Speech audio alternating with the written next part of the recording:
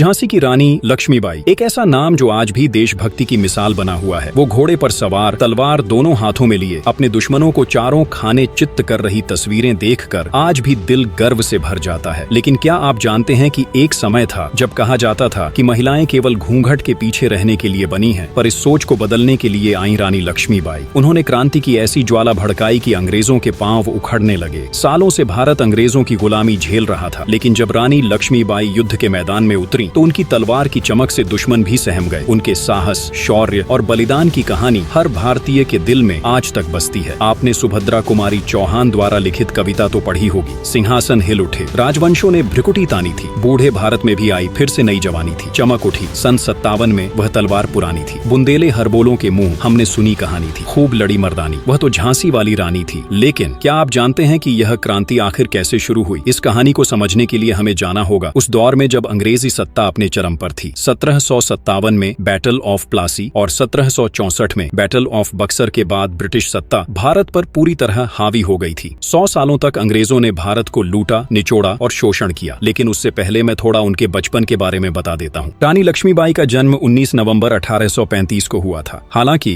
कई पुस्तकों में उनका जन्म 1828 भी लिखा मिलता है, लेकिन सही तिथि 1835 ही मानी जाती है। एक मराठी ब्राह्मण परिवार में जन्मी लक्ष्मीबाई का असली नाम मणिकर्णिका था। उनके पिता मोरपंत तांबे पेशवा बाजीराव द्वितीय के दरबार में सलाहकार थे और माता भागीरथी सपरे एक धार्मिक विचारों वाली महिला थीं। उनके परिवार में सब कुछ खुशहाली से चल रहा था, लेकिन नियति ने बचपन में ही उन्हें एक कठिन परीक्षा दे दी। जब वह मात्र 4 वर्ष की थी तब उनकी माता का देहांत हो गया। इसके बाद उनके पिता उन्हें बिठूर ले आए, जो कानपुर के पास स्थित था। बिठूर में पेशवा बाजीराव द्वितीय का दरबार था और वहीं मणिकर्णिका का बचपन बीता। बचपन से ही वह आम लड़कियों से अलग थीं। उन्हें घुड़सवारी, तलवारबाजी और युद्ध कला सीखने का जुनून था। छोटी उम्र में ही उन्होंने अस्त्र शस्त्र में महारत हासिल कर ली थी। यही कारण था कि आगे चलकर वह झांसी की रानी बनी और अंग्रेजों के लिए सबसे बड़ा खतरा साबित हुई। बचपन में मनु के 2 सबसे करीबी दोस्त थे, एक नाना साहेब और दूसरा तात्या टोपे। नाना साहेब मराठा पेशवा बाजीराव द्वितीय के पुत्र थे। जब अंग्रेजों ने उनकी पेंशन बंद कर दी तो उन्होंने ब्रिटिश हुकूमत के खिलाफ विद्रोह कर दिया और 1857 की क्रांति में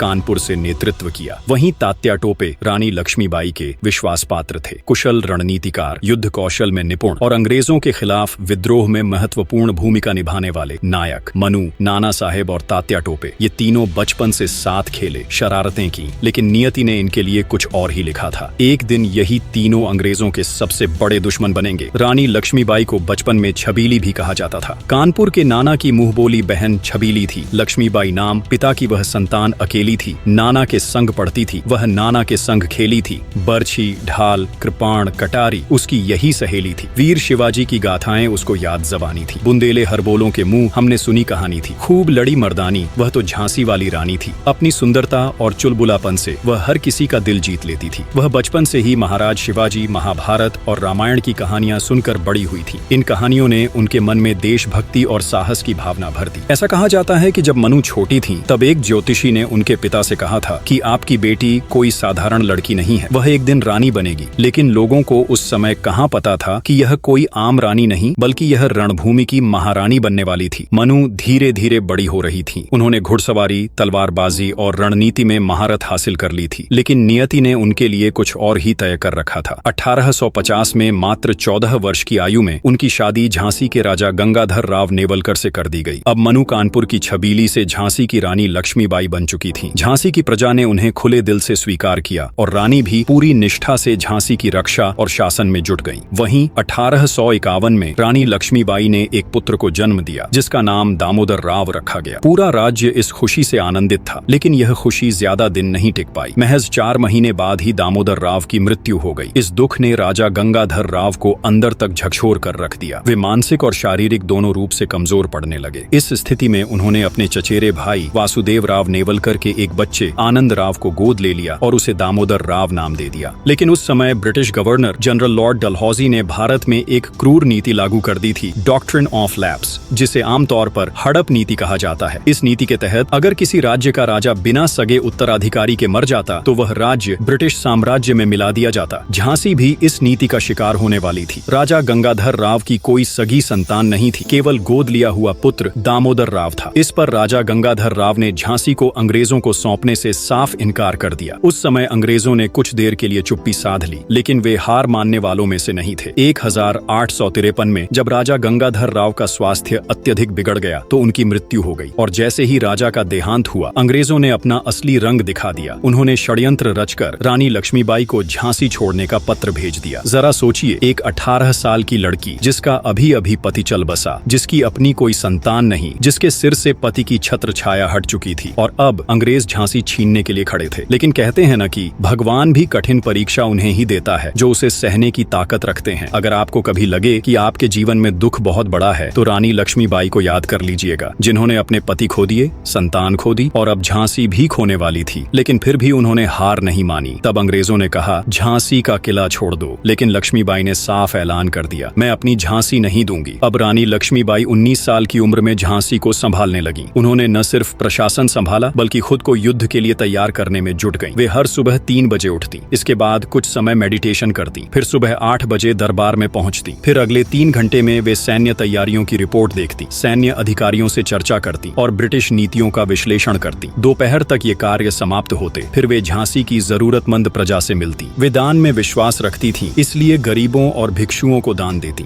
और दोपहर का भोजन करने के बाद फिर से वह 3 बजे कोर्ट में लौटती और न्यायिक मामलों, राजस्व और वित्तीय विभागों को देखती। शाम तक काम करती और फिर थोड़ा आराम करके वे इतिहास और युद्ध नीति की किताबें पढ़ने लगती। यह उनका उस समय का कठोर और अनुशासित जीवन था, और इसी अनुशासन ने उन्हें इतिहास की सबसे महान योद्धा बनाया। रानी लक्ष्मीबाई के इसी समर्पण और निष्ठा के कारण झांसी की जनता उन्हें अपनी माता समान मानने लगी। प्रजा ही उनका परिवार था, झांसी ही उनकी आत्मा थी। लेकिन 1854 का वर्ष झांसी के इतिहास में एक काला अध्याय लिखने जा रहा था। ब्रिटिश सरकार ने आधिकारिक रूप से झांसी को ईस्ट इंडिया कंपनी में मिला लेने का आदेश दे दिया। रानी लक्ष्मीबाई ने इसके खिलाफ हर संभव प्रयास किया। उन्होंने न्याय की गुहार लगाई, कोर्ट में अपील की, लेकिन लॉर्ड डलहौजी अपने फैसले से टस से मस नहीं हुआ। कुछ ब्रिटिश अधिकारी भी इस मामले में रानी के पक्ष में थे, परंतु सरकार के आगे उनकी कोई नहीं चली। उस रात झांसी का किला अंधेरे में डूबा था, लेकिन रानी के मन में एक भीषण तूफान उमड़ रहा था। वह अपने बेटे दामोदर राव को गोद में लिए खिड़की के पास खड़ी झांसी की विशाल दीवारों को देख रही थी। यह वही दीवारें थीं जो उनके शासनकाल में अजेय रहीं, लेकिन अब इन्हें उन्हें छोड़ना था। उनकी आंखों में आंसू छलक आए। तभी पीछे से एक कठोर आवाज गूंजी, झांसी अब ब्रिटिश सरकार की संपत्ति है, आपको इसे खाली करना होगा। रानी ने धीरे धीरे पीछे मुड़कर देखा। उनकी आंखों में अब नमी नहीं बल्कि एक दृढ़ संकल्प की आग जल रही थी। उन्होंने अपनी तलवार को अंतिम बार झांसी की मिट्टी पर रखा और ठहरते हुए बोली, आज मैं अपना किला छोड़ रही हूँ, पर याद रखना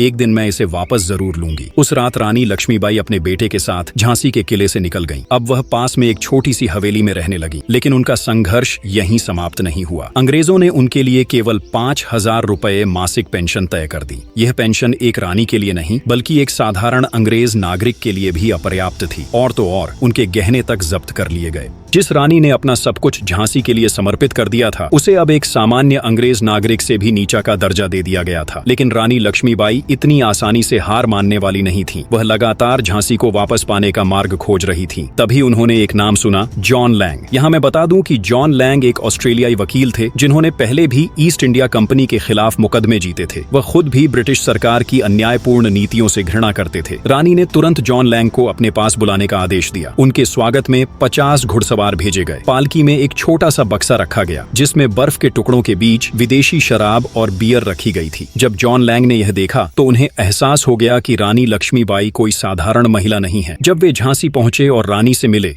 तो उन्होंने अपने किताब में रानी लक्ष्मीबाई के बारे में लिखा कि उस समय रानी मध्यम कद की तगड़ी महिला थी। उनका चेहरा अत्यंत गोल और सुंदर था। उनकी त्वचा अत्यधिक गोरी थी। उन्होंने कोई गहने नहीं पहने थे, केवल कानों में छोटी छोटी बूंदों के आकार की बालियां थीं। लेकिन इस भव्यता और शालीनता के पीछे एक टूटी हुई रानी खड़ी थी। रानी ने गंभीर स्वर में पूछा, क्या मेरी झांसी को वापस पाया जा सकता है? जॉन लैंग कुछ देर चुप रहे, फिर उन्होंने धीरे से सिर झुका लिया। रानी साहिबा, यह लड़ाई बेकार है। ब्रिटिश सरकार कभी आपको झांसी नहीं लौटाएगी। इतना कहकर वह वहां से चले गए। समय बीतता गया और ब्रिटिश सरकार ने रानी की पेंशन बढ़ाने की किसी भी मांग को अनसुना कर दिया। झांसी में धीरे धीरे विरोध के स्वर उठने लगे, परंतु वे इतने प्रभावी नहीं थे कि अंग्रेजी हुकूमत को हिला सकें। परंतु रानी लक्ष्मीबाई के भीतर अब विद्रोह की ज्वाला जल चुकी थी। उन्हें एहसास हो गया था कि न्याय की गुहार से कुछ नहीं होने वाला। अब समय था उस वचन को निभाने का जो उन्होंने जाते जाते दिया था, मैं अपनी झांसी नहीं दूंगी। 1854 में झांसी की रानी के साथ जो अन्याय हुआ था, वही अन्याय अन्याय नाना साहेब के साथ भी दोहराया जा रहा था। पेशवा बाजीराव द्वितीय का भी कोई सगा संतान नहीं था, इसीलिए उन्होंने नाना साहेब को गोद लिया था। लेकिन अंग्रेजों ने नाना साहेब की पेंशन में भी हेर फेर करने लगे। अब कानपुर में नाना साहेब अंग्रेजी हुकूमत के खिलाफ आवाज उठा रहे थे। कई जगह सैनिक विद्रोह हो रहे थे, लेकिन ब्रिटिश सरकार इन क्रांतियों को उभरने से पहले ही कुचल देती थी। अंग्रेजों का यही तरीका था, जहां भी विरोध उठता उसे जड़ से खत्म कर दिया जाता। इसी बीच रानी लक्ष्मीबाई ने नाना साहेब को एक पत्र लिखा। नाना, अब अंग्रेजों से विनती करने का समय बीत चुका है, अब उनके खिलाफ खुली जंग छेड़ना जरूरी है। इस पत्र ने नाना साहेब के मन में क्रांति की चिंगारी जला दी। विद्रोह की आग फैलने लगी। मेरठ, दिल्ली, कानपुर और लखनऊ में विरोध की लपटें उठने लगी। दिल्ली में बहादुर शाह जफर को सम्राट घोषित किया गया। कानपुर में नाना साहेब ने मोर्चा संभाल लिया। लखनऊ में बेगम हजरत महल ने अंग्रेजों के खिलाफ बिगुल बजा दिया, लेकिन अंग्रेजों ने हर जगह विरोध को कुचल दिया। उनका सबसे बड़ा हथियार था फूट डालो और राज करो। वे यह सुनिश्चित कर रहे थे कि भारतीय क्रांतिकारी एकजुट न हो पाएं। जहां भी हल्की सी क्रांति की आग उठती, वहां उसे तुरंत बुझा दिया जाता। धीरे धीरे वर्ष 1857 आ गया। अब अंग्रेजों की बर्बरता अपनी चरम सीमा पर थी। किसानों की हालत बद से बदतर हो चुकी थी। अंग्रेजों ने उनकी फसलें छीन ली थीं। जमींदारों के अत्याचार बढ़ते जा रहे थे। लोगों पर अत्यधिक कर लगाया जा रहा था। लेकिन भारतीयों के लिए सबसे बड़ा झटका तब लगा जब अंग्रेजों ने उनके धार्मिक विश्वासों पर हमला किया। ब्रिटिश सेना ने भारतीय सैनिकों को उस समय एक नई एनफील्ड राइफल्स दी थी। इन राइफल्स में इस्तेमाल होने वाली कार्ट्रिजों को मुंह से काटकर खोलना पड़ता था। कुछ दिनों बाद यह खबर आग की तरह फैल गई कि इन कार्ट्रिजों में गाय और सुअर की चर्बी मिली हुई है। ये हिंदू और मुस्लिम दोनों के लिए असहनीय अपमान था। जहां हिंदुओं के लिए गाय पवित्र थी, वे गायों को माता मानते थे, वे उसकी हत्या की कल्पना भी नहीं कर सकते थे। वहीं मुसलमानों के लिए सुअर हराम था, वे उसका स्पर्श भी नहीं कर सकते थे। यह खबर सुनते ही भारतीय सैनिकों में आक्रोश फूट पड़ा। यह सिर्फ एक कार्ट्रिज नहीं थी, ये भारत के आत्मसम्मान पर चोट थी। अब क्रांति की आग बस भड़कने ही वाली थी। उस समय ब्रिटिश ईस्ट इंडिया कंपनी की सेना में एक भारतीय सिपाही थे जिनका नाम मंगल पांडे था। जब मंगल पांडे को पता चला कि अंग्रेजों ने उनके धर्म का अपमान किया है, तो उनका खून खौल उठा। उस दिन उन्होंने अपनी बंदूक उठाई और ब्रिटिश अधिकारियों पर हमला कर दिया। अंग्रेजों के लिए यह अप्रत्याशित था। उन्होंने तुरंत मंगल पांडे को गिरफ्तार कर लिया और मौत की सजा सुना दी। मंगल पांडे को 1857 को फांसी दी जानी थी, लेकिन ब्रिटिश सरकार डर गई। उन्हें लगा कि इतने बड़े विद्रोही को खुलेआम फांसी देने से सैनिक भड़क सकते हैं, इसलिए उन्होंने फांसी की तारीख 10 दिन पहले कर दी। 8 अप्रैल 1857 को ही मंगल पांडे को फांसी दे दी गई। लेकिन अंग्रेजों की यह चालाकी बेकार गई। मंगल पांडे की शहादत की खबर जंगल में आग की तरह फैल गई। अब भारत के हर कोने में गूंज रहा था, अब बहुत हो गया, अब क्रांति अवश्य होगी। मेरठ छावनी में भारतीय सैनिक बेचैन हो उठे। यह बेचैनी अब एक भीषण विस्फोट में बदलने वाली थी। 10 मई 1857 की रात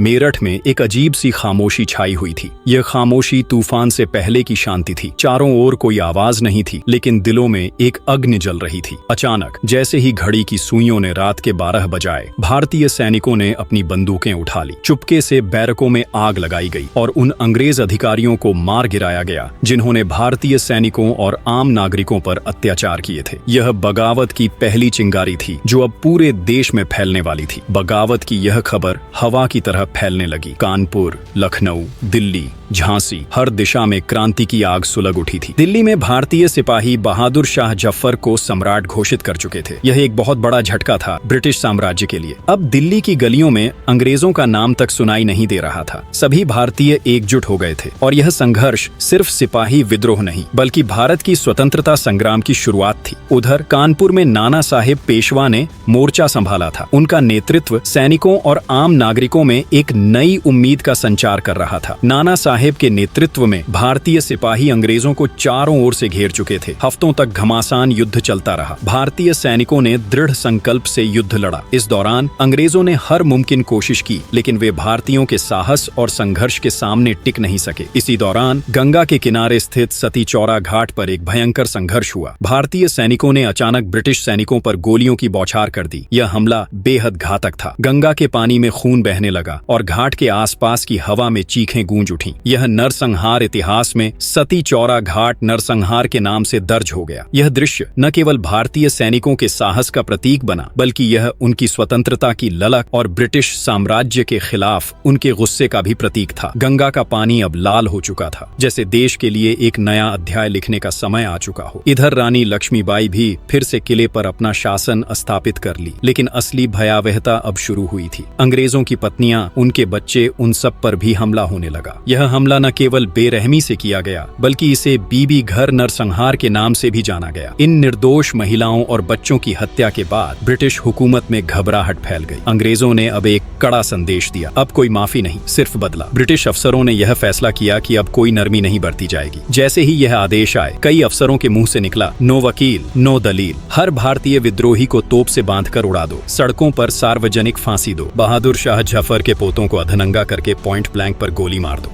दिल्ली, कानपुर, लखनऊ, जहां भी बगावत की लपटें उठी थीं, वहां ब्रिटिशों ने उसे निर्दयता से कुचलने का प्रयास किया। सड़कों पर लाशों के ढेर लगने लगे। विद्रोही सैनिकों को पकड़कर तोपों से बांधकर उड़ा दिया गया। बच्चों और महिलाओं तक को नहीं छोड़ा गया। बहादुर शाह जफर के बेटों को नंगी हालत में लाकर पॉइंट ब्लैंक से गोली मार दी गई। ब्रिटिश सेना अब पूरी तरह निर्दयी बन चुकी थी। उनके लिए यह युद्ध नहीं, बदले की लड़ाई बन चुका था। धीरे धीरे यह संघर्ष झांसी तक पहुंच गया। रानी लक्ष्मीबाई ने अंग्रेजों की कूटनीति और सैन्य शक्ति का सामना करने के लिए हर संभव प्रयास किए, लेकिन समस्या यह थी कि झांसी के पास अब सिर्फ 1000 सैनिक बचे थे। यह संख्या ब्रिटिश सेना के सामने कुछ नहीं थी। रानी ने तुरंत निर्णय लिया, संपर्क बनाओ, मित्र बनाओ, सहयोग जुटाओ। वह झांसी के आसपास के राजाओं से गठबंधन करने के लिए आगे बढ़ी। कुछ ने समर्थन दिया, लेकिन ओरछा और दतिया के शासकों ने साफ इनकार कर दिया। इन शासकों ने न केवल साथ देने से मना किया, बल्कि झांसी के खिलाफ अंग्रेजों से जा मिले। रानी ने इसे सहन नहीं किया। उन्होंने अपने सैनिकों के साथ मोर्चा संभाला और ओरछा दतिया के विद्रोह को कुचल दिया। अब झांसी मजबूत होती जा रही थी। ब्रिटिशों ने कई बार हमला करने की कोशिश की, लेकिन हर बार उन्हें झांसी की दीवारों से टकराकर लौटना पड़ा। अगस्त 1857 से लेकर मार्च 1858 तक रानी लक्ष्मीबाई ने पूरे झांसी पर शासन किया। वह अब सिर्फ एक रानी नहीं थी, वह झांसी की तलवार बन चुकी थी। इस समय पूरे उत्तर भारत में बगावत अपने चरम पर थी और अंग्रेज भी यह समझ चुके थे कि अगर झांसी पर कब्जा कर लिया तो यह बगावत खत्म हो जाएगी। इसलिए ब्रिटिश सरकार ने अपना सबसे अनुभवी और क्रूर कमांडर ह्यूग रोज को बुलाया। ह्यूग रोज कोई साधारण सेनापति नहीं था। वह क्रिमियन वॉर में अपनी कूटनीति और आक्रामकता के लिए प्रसिद्ध था। उसने आते ही जनवरी 1858 में अपने अभियान की शुरुआत कर दी। ह्यूग रोज की सेना तेजी से झांसी की ओर बढ़ने लगी। रास्ते में उसने सीहोर, राहतगढ़, बनपुर जैसे कई गढ़ों को जीत लिया और ये सभी झांसी के मित्र राज्य थे। अब लक्ष्मीबाई को यह स्पष्ट समझ में आ गया कि अकेले झांसी इस आंधी को नहीं झेल पाएगा। उन्होंने तुरंत तात्या टोपे को संदेश भेजा, झांसी संकट में है, सेना लेकर आओ। तात्या टोपे ने बिना देर किए झांसी की मदद के लिए अपनी सेना लेकर चलना शुरू कर दिया, लेकिन उन्हें आने में वक्त लग रहा था। उधर ह्यूग रोज 20 मार्च 1858 को झांसी की सीमा पर आ पहुंचा। झांसी के कहिले से दूर तक अंग्रेजी सेना के झंडे लहराते हुए दिखाई दे रहे थे। तोपें तैनात हो चुकी थीं और सैनिक युद्ध की मुद्रा में खड़े थे। ह्यूग रोज ने कहिले पर भीषण हमला शुरू किया। दिन रात तोपों की गरज झांसी के आसमान में गूंज रही थी, लेकिन रानी और उनके सैनिक हार मानने वालों में से नहीं थे। उन्होंने हर हमले का बहादुरी से जवाब दिया। तोपों के गोले बरस रहे थे, तलवारें चमक रही थीं और सैनिक आखिरी सांस तक लड़ रहे थे। फिर अचानक झांसी के बाहर से एक राहत की खबर आई। तात्या टोपे आ चुके थे, लेकिन बहुत देर हो चुकी थी। ह्यूग रोज पहले ही पूरी तैयारी कर चुका था। तात्या टोपे की सेना को घेर कर दबा दिया गया। उन्हें इतनी बुरी तरह हराया गया कि वे झांसी की मदद करने तक नहीं पहुंच सके। अब झांसी अकेली थी और झांसी की दीवारें अब कमजोर हो चुकी थीं। ह्यूग रोज के सैनिक किले में घुसने ही वाले थे। तभी रानी की सेना ने जोरदार हमला बोला, लेकिन अंग्रेजों के पास पिस्टल और कई तोपें थीं, जिससे वे किले में घुसने में सफल हो गए। किले में घुसते ही उन्होंने चारों ओर आग लगवा दी। चारों ओर धुएं का गुब्बार था। किले की दीवारें अंग्रेजी तोपों की मार से चरमरा चुकी थीं, लेकिन रानी लक्ष्मीबाई कहीं नहीं मिली। ब्रिटिश सैनिकों ने किले पर कब्जा करना शुरू कर दिया, लेकिन यह इतनी आसान लड़ाई नहीं थी। रानी के बचे हुए सैनिकों ने आखिरी सांस तक लड़ने को तैयार थे। रानी की सेना इतनी भयंकर लड़ाई लड़ रही थी कि ब्रिटिश सैनिक डर के मारे छिपने पर मजबूर हो गए। कई ब्रिटिश दस्तावेजों में लिखा गया कि उनकी उनकी सेना इतनी घबरा गई थी कि वे दीवारों के पीछे छिपकर गोलियां चला रहे थे। रानी लक्ष्मीबाई और उनके योद्धा हर गली हर मोर्चे पर शत्रुओं को काट रहे थे, लेकिन झांसी अब बची नहीं थी। अब झांसी की दीवारें टूट चुकी थीं। बहुत सारे ब्रिटिश सैनिक भीतर घुस आए थे। हर तरफ लाशें बिछ चुकी थीं। रानी के पास अब सिर्फ एक ही रास्ता था, झांसी छोड़ना, ताकि युद्ध जारी रहे। उन्होंने अपनी गोद लिए पुत्र दामोदर राव को उठाया और घोड़े बादल की पीठ पर कसकर बांध दिया। फिर उन्होंने किले की ऊंची दीवार से छलांग लगा दी। घोड़ा बादल बलिदान हो गया, लेकिन रानी लक्ष्मीबाई बच निकली। रात के अंधेरे में वह अपने कुछ सेनानियों के साथ कालपी की ओर निकल पड़ी। सुबह होते ही ब्रिटिश सेना ने पूरा शहर आग के हवाले कर दिया। 5000 निर्दोष लोग जिंदा जला दिए गए। बच्चे, बूढ़े, औरतें, कोई भी इस नरसंहार से नहीं बच पाया। झांसी की गलियों में चीख पुकार गूंज रही थी। ब्रिटिश सेना ने ऐसा तांडव किया जिसकी गूंज इतिहास में हमेशा के लिए दर्ज हो गई। लेकिन झांसी की रानी अभी भी जीवित थी। जब रानी कालपी पहुंची, जहां तात्या टोपे और राव साहेब पहले से मौजूद थे, वहां फैसला लिया गया कि ग्वालियर पर कब्जा करना होगा। ग्वालियर वही इलाका था जहां मराठा सिंधिया अंग्रेजों के अधीन हो चुके थे। रानी लक्ष्मीबाई और तात्या टोपे ने हमला बोला। झांसी से बचे खुचे वीर सैनिकों ने